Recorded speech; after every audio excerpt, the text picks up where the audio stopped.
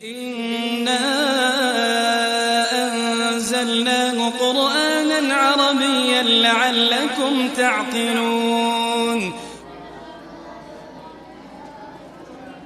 أعوذ بالله من الشيطان الرجيم. يا أيها الذين آمنوا كتب عليكم الصيام كما كتب على الذين من قبلكم لعلكم تتقون أياما معدودات فمن كان منكم مريضا أو على سفر فعدة من أيام أخر وعلى الذين يطيقونه فدية طعام مسكين فمن تطوع خيرا فهو خير له وأن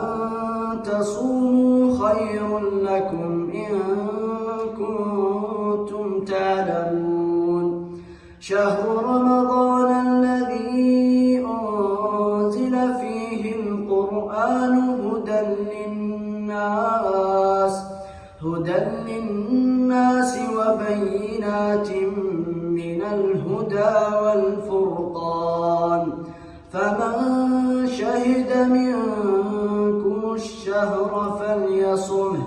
ومن كان مريضا أو على سفر فعدة من أيام أخر يريد الله بكم اليسر ولا يريد بكم العسر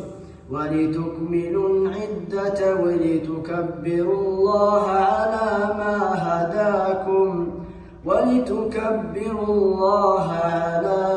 هداكم ولعلكم تشكرون